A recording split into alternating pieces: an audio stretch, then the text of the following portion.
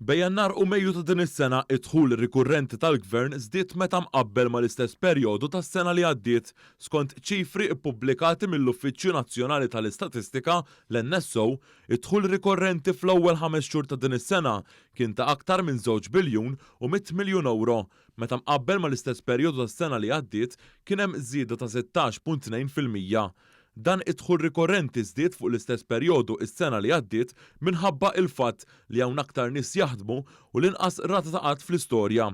L-akbar żieda fit-dħul rikorrenti ġiet mit-taxxa ta' dħul, hekk kif il-Gvern daħħal kważi 720 miljun euro. Mid-dħul mill-ħlas tal-bolla, il-Gvern daħħal ftit aktar minn 466 miljun euro. Minn din l-istatistika tal-NSO ħareġ ukoll li bejn Jannar u Mejju ta' din is-sena żdiedet anke n-nefqa rikurrenti meta mqabbel mal-istess perjodu tas-sena li għaddiet. Din in-nefqa tinkludi l-għajnuna minħabba il-pandemija li fil-perjodu in kwistjoni kienet ta' iżjed minn 60 miljun euro. Il-benefiċċji tas-sigurtà soċjali f'dan il-perjodu kienu jammontaw għal 28 miljun euro. Fl-istess waqt, fl-ewwel 5 xhur tas-sena, il-Gvern investa iżjed minn 7 miljun euro biex iżomm il-prezz tal-fuel stabbli. Dan minħabba l-isfidi internazzjonali li hawn bħalissa li qed jaffettwaw il-prezzijiet tal-fuel fost oħrajn.